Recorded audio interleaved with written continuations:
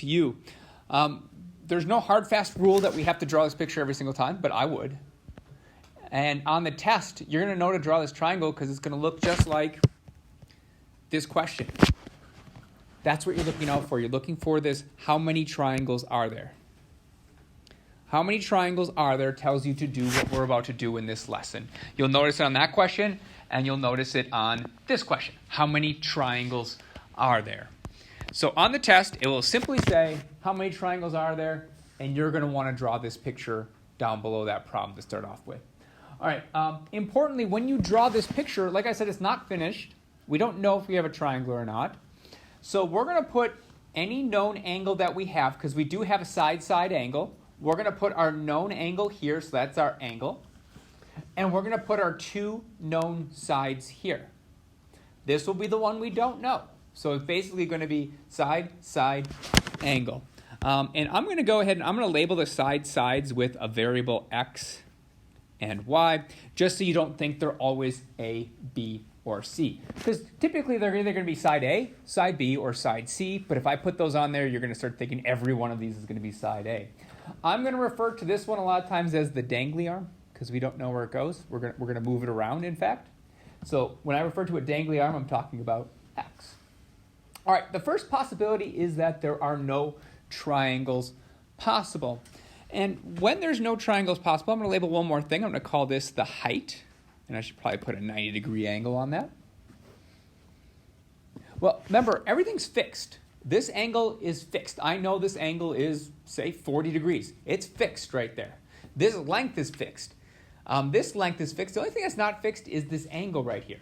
That angle can move because we don't know what it is. So if I let kind of that dangly arm swing, let's see if I can do like a gray. So I'm just kind of letting this thing swing. And I'm going to notice right there, it can't form a triangle. And I'll try to do like a physical representation of that.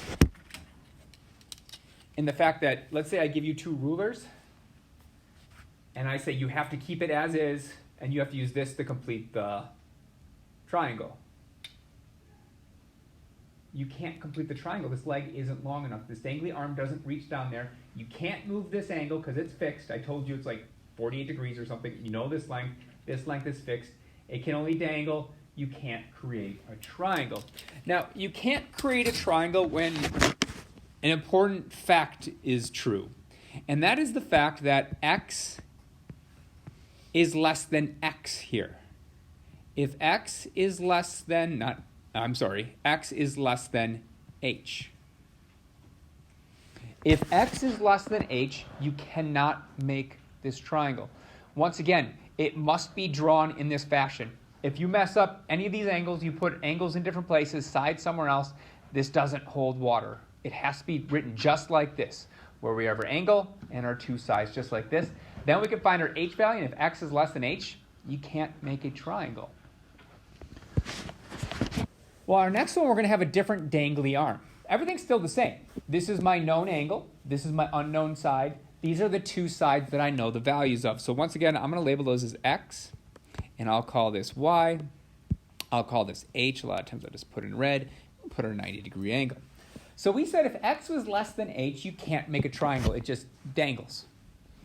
Well, if x is just a little bit longer than it was before, and we swing that arm, so let's say we swing this arm like this, and it just happens to hit right there. And it can't hit anywhere else. So it just comes down, and it touches right there. This forms a right triangle. Because where this collapses and touches right here, that's the triangle you could build. So we can picture this would be one triangle. Maybe we'll draw out here and show that triangle. So basically we have a triangle where we have y on the side. We have a base here. We have a length here. We have a 90-degree angle. And we know that this is my y. This is my x. That x is also the height. So you're going to have one right triangle whenever your x value equals your height. It's that perfect size that when you dangle this arm, it touches right there. You can make a triangle out of it. And you can move on. You can say, yes, I can make a triangle out of those pieces you gave me, Mr. Pabian. It happens to be one right triangle. It swings perfectly, touches right there. That's the one triangle we have. So now you'll notice on this one I said, well, if you keep swinging it, it'll never make another triangle. It's just going to swing up here and never make another one. I did that on purpose because the next one you're going to be able to make two separate triangles with the pieces I give you. So if I give you those pieces, nope, this is now a little bit longer. Still the same information where I'm going to say this is my side y, this is my side x, this is my h. If I make it just a little bit longer and I swing it, we're going to notice I can make a triangle right here. Maybe I'll put an orange. I can make a triangle right there. And what I'm looking at is, oh, I'm on the wrong one. I'm sorry. I was zoomed too far in. Erase where you put that. I got to copy and paste that on the other one. Yeah, we'll just delete it. Cut. Put that on the other one. That should have been my Y. That should have been my X. I'm sorry, I was too zoomed in. Didn't see where I was writing it. But same idea applies. If I swing this arm, I'll see I can make a triangle right here. And I do want to emphasize I'm talking about this triangle here. That orange triangle I'm highlighting right there. That's a triangle I can form with those pieces. Well, if I keep going and I swing, you're going to see that this line actually hits again. And maybe it continues up right here. That's going to make a whole new triangle. And I'm talking about this thin little sliver triangle right here. So we're going to be able to make two oblique triangles. One is going to be this acute orange one. The other one's going to be this obtuse purple one. So once again, this results in two triangles. I'll try to draw those off here. We'll have one that looks like this. It's kind of an acute triangle where this is my Y, this is my X.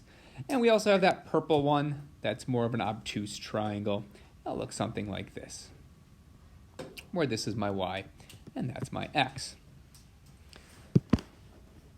Well, top left one was when it's too small. This one's when it's equal to the height. Our last one is, or our third one's going to be where it's bigger than the height, but smaller than that Y value. So I guess I could put my H here, since I erased it. But we're going to know this one's true if H is less than X is less than Y. So X is bigger than H, but it's less than Y. You will create two oblique possible triangles. Our last one is one oblique triangle. One oblique triangle is going to be where X is even bigger. That side is even bigger. So in this case, if you'd swing it, you would see it hit right here to create that triangle. Maybe I'll put an orange again. So I'm looking at this triangle here. I guess I should put my values on there as well while we're at it. That's my X. This is my height. I'll put that in red like I was before. That's 90 degrees. But if I kept swinging this, we're going to notice that it wouldn't make another triangle. Well, we know that X has to be bigger than H here because it was bigger than over there. Our biggest value should be Y compared to all those. So what we're looking for on this one is it's got to meet kind of two requirements. X needs to be bigger than or equal to Y for this to be true. It's important to remember the equal to thing because if they're equal to and I swing and it hits right here, that's still not a triangle. That's still just one side and another side. You are always going to check this one first. So number 4 is the first one you're going to check because I will give you your X and Y values. It takes no work. You just check to see if X is bigger than Y. If it is, boom, one oblique triangle, and you're done. For the rest of them, you have to find the height, which creates work, and you'll probably get it wrong. So the first thing you need to check is it number 4? Yes or no. If it is, you're done. If it's no, you have to do some more work. Make sure you check that. Don't waste time on a test if I put one like that on there and you're finding all the heights and stuff and you end up getting it wrong. Your check is 4 first, and then everything else second. All right, any questions on those? Okay, then let's go ahead and see the practice of this. So on a test, it's going to say how many triangles are there. We're supposed to check to see if it's side-side angle. If we were at a more advanced class, we might have to. But I'm going to tell you right now, on the test, I'm going to tell you right off the bat, you have to check to see how many triangles there are. So on the test, you barely have to worry about checking side-side angle. But let's go by the book. The book says we should check if it's side-side angle. So let's do that first.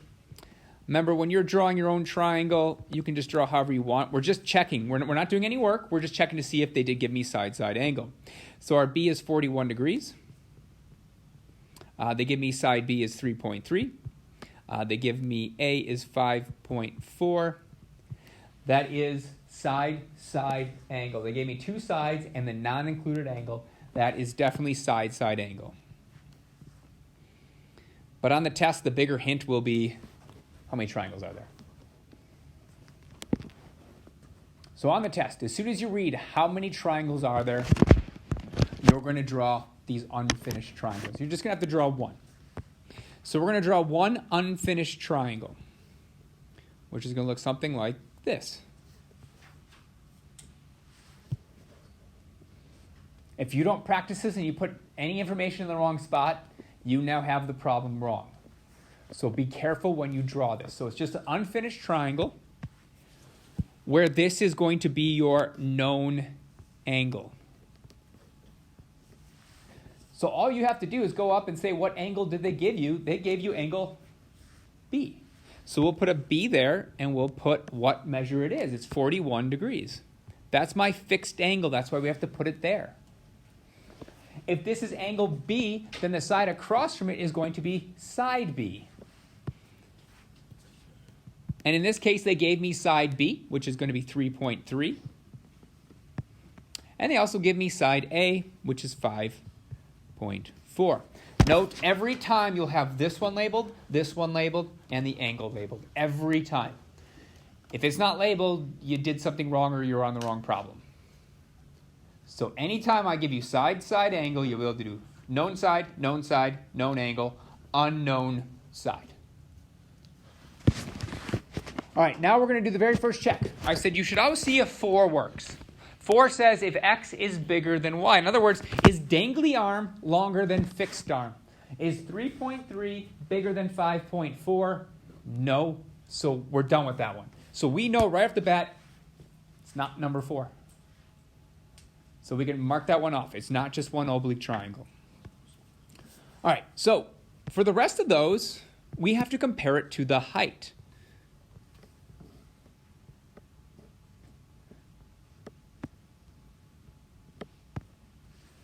So that probably means we have to find the height. But we're going to notice the height always forms a 90-degree triangle, or a right triangle. So we can, I'm going to focus in on that. We don't always have to write this, but we can focus in on this triangle. And we can go, okay. Let's draw the triangle I'm pulling out here with this is my height. We have a 5.4 over here. We have a 41 degrees. How can I find that height value with the information that was given to me? If I'm on a test and I have to find that height, what are we going to use to find that? Yeah. Tangent is TOA, so that would be opposite over adjacent. Oh, my bad. Yeah, we're going to use sine. Remember, SOHCAHTOA is sine is opposite over hypotenuse. Cosine is adjacent over hypotenuse, and tangent is opposite over adjacent. We definitely need to use this hypotenuse, so it's either sine or cosine, and in this case it's going to be sine. So we have to think back that sine equals opposite over hypotenuse. Well, that means sine of an angle, as that shortcut is, so sine of 41 degrees, equals my opposite side of the 41. Opposite is straight across, that's the h. My hypotenuse is the one across from 90 degrees, which is the 5.4. To clear out a fraction, we always multiply both sides by its denominator. So in this case, it's 5.4 is my denominator. So if I multiply both sides by 5.4, either you can think of it as 5.4 or 5.4 over 1, depending on what level makes you more comfortable. And we have to multiply that 5.4 on this side as well. So we're going to end up with h equaling 5.4 times the sine of 41 degrees. Can someone tell me about what h equals? Remember, I said in this chapter, we're just going to round everything to the tens place. So anything that's on here, if I don't put in the direction, is going to be to the tens place. Yeah. 3.5, 3.5. Can anyone second 3.5 on that one? Yeah. Yep. All right. So we have h equals 3.5. Now, we already checked to see if this was longer than this one, so I don't even care what my y value is at this point. I just care about my b value compared to my h value. So that's why I kind of have this box here to really focus in on it. So we can go ahead and say our b is going to equal, I already forgot, it is 3.3. And our height is about 3.5. So that means my dangly arm b is slightly smaller than the height. What does that tell me about how many triangles there are? If my dangly arm is smaller than the height, what does that tell us about how many triangles there are? Yeah. There's no triangles. It's too small. It's just going to dangle there. If your dangly arm is too small, you're going to have no possible triangles. So no triangles. So in fact, that's our A one. That's our first one that we learned. That if it's smaller than the height, then you have no triangles. So for all that bluster that is right here, realistically, I'm just asking you to find your height and compare it to the dangly arm. And you just got to remember what it means, if it's bigger, smaller, or what have you. You barely have to worry about whether it's this one or this one because you're already checking to see if it's 4 right off the bat. And if it's not 4, then you just got to ask yourself, is it bigger than height, smaller than height, or equal to height? Those are only 3 things you really have to check because we are always going to check this one first. All right, let's do it one more time with some different values. Once again, I am going to go to the test and I'm going to say, how many triangles are there? That's going to be your sign that you don't know what the triangle looks like, which means you're going to draw an unfinished triangle. If I'm asking you how many triangles are there, you don't know what the triangle looks like, so you're going to draw an unfinished triangle in these regards. So once again, unfinished triangle looks something like this, where we start drawing a triangle and then we draw a dangling arm.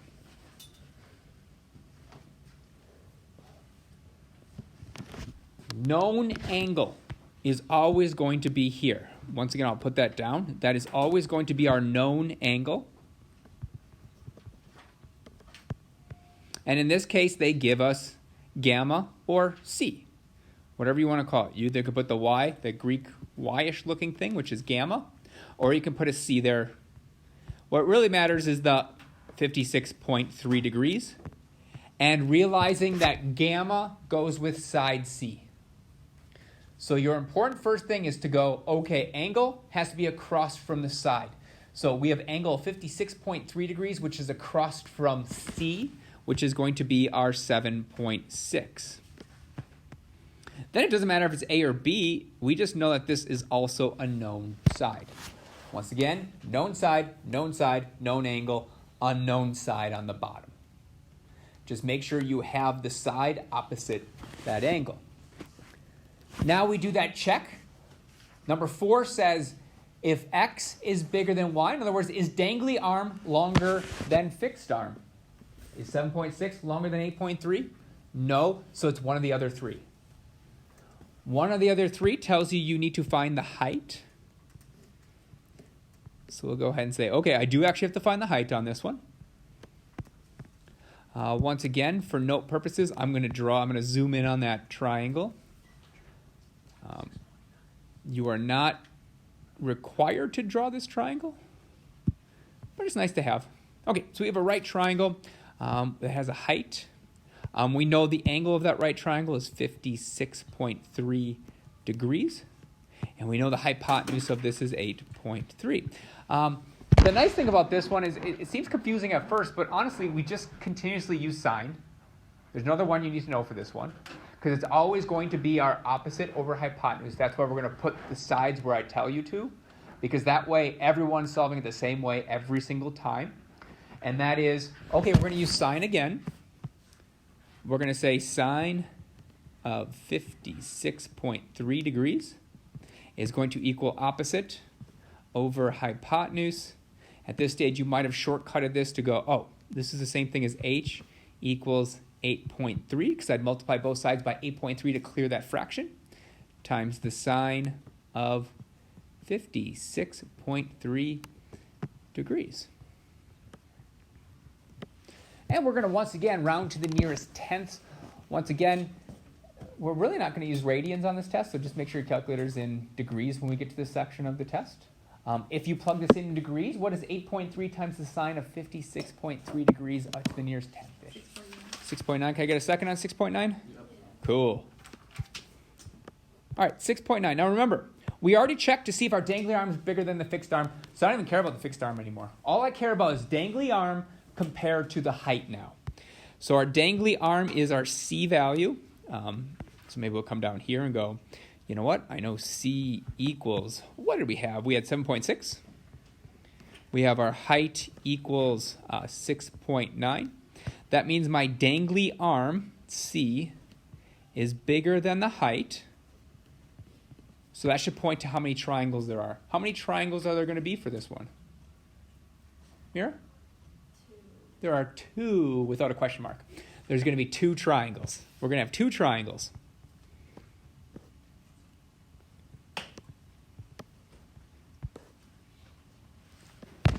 So there might be some question on whether it's 2 or 1 oblique triangle. Because if we go back, I'll go back to this slide in case you don't have it down. So remember, x can be bigger than height in 2 triangles or 1 oblique. But we should already know it's not 1 oblique because that's the first thing we check. So that one's out. It has to be these 2 triangles. That's the only one that can be. That's why we do that check to start off with. Yeah? Do we have to find like the measures of the triangles and like no? No, I'm not going to make us do that. Okay. It's like in previous class I had to, so in geometry. Yeah, we're not going to for this one. We'll have plenty of opportunity to show that we know the law of sines and how to use those. Okay, so we have 2 triangles there. All right, so what we're learning today is really just, can you draw a picture? Can you practice that picture? And do you understand what that picture is showing? Because it really is just finding height and comparing to dangly arm. All right, the harder part of this is actually the offshoot of this lesson, and that is finding area. We're going to come up with some new area formulas tomorrow, but today we only know one area formula of a triangle. What's the area formula of a triangle? Yeah. Half base times height. So if I ask for the area for today, all we really know is area equals 1/2 base times height.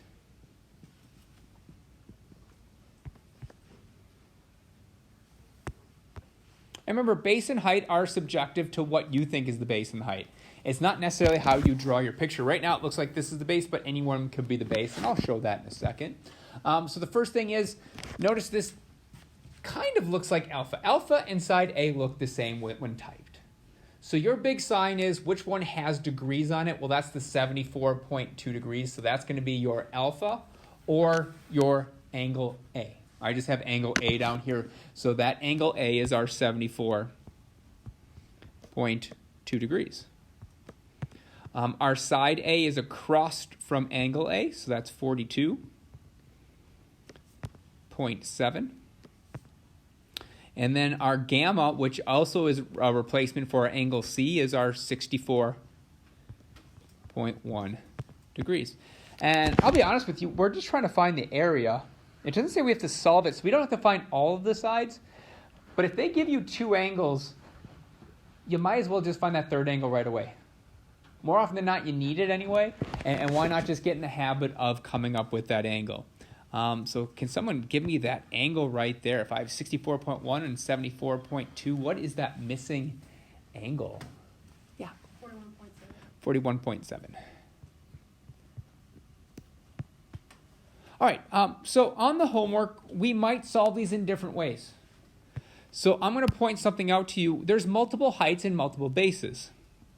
So you might draw your height here, which will make this your base. I will note that in this one we actually know the base, but getting the height might be difficult. You might draw your height right here.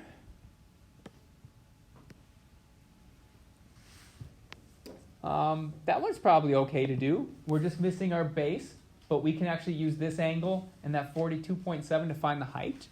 And then finally, you can draw it straight down here and say, well, this could be my height as well.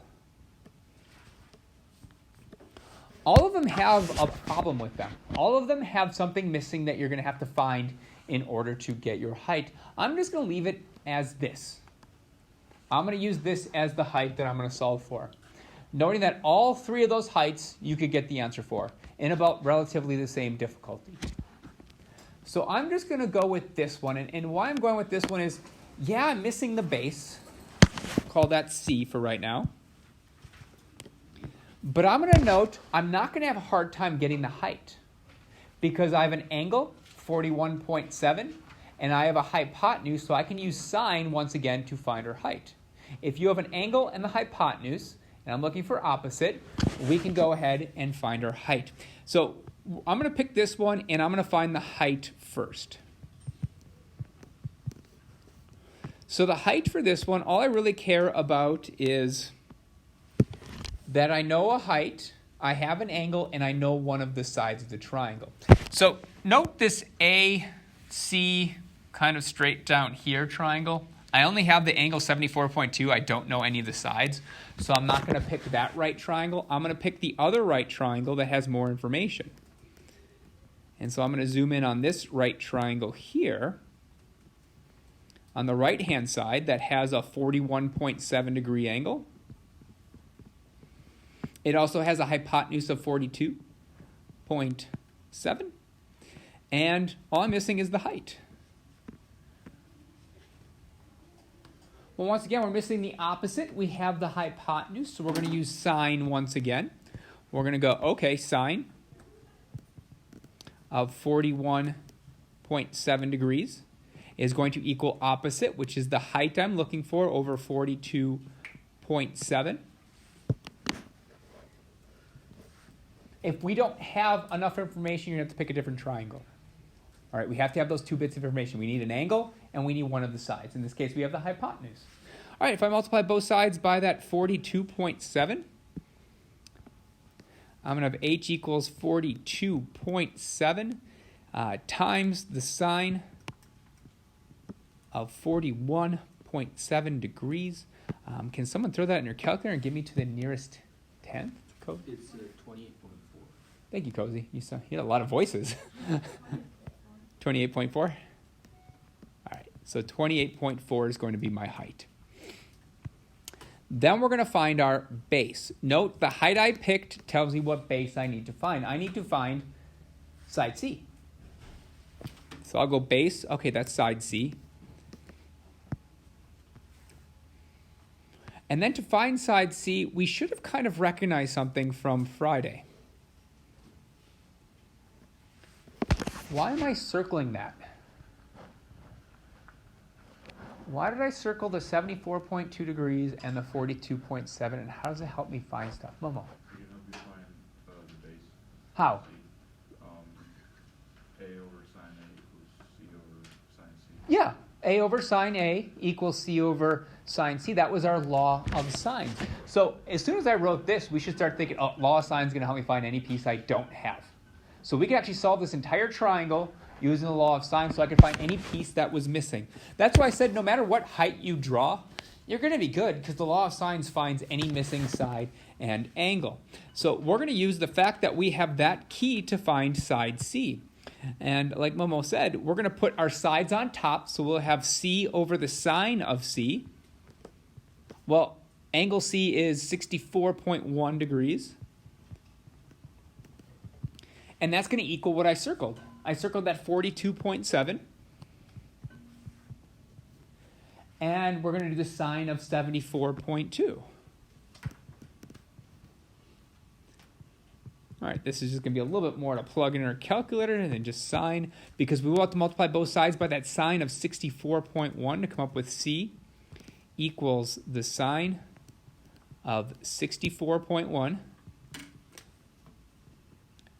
times 42.7 over the sine of 74.2 degrees. So our C value, or our base, is going to be about what? Yeah. 39.9. Can I get a second on 39.9? Cool. So we now have our height and we have our base. So our height is here. Our base is here. So we can go, okay, my area is going to equal 1/2 base. My base is 39.9. My height is 28.4. And that's going to be about, was that 566 point something? 566.6? All right. 566.6. They didn't give me units, so you can do units squared if you want to. I'm okay as long as you have the 566.6. Not going to grade us on units. We just need to make sure that number is correct. What's below is just steps to using the law of sines and how to find how many triangles there are in a really short little blurb.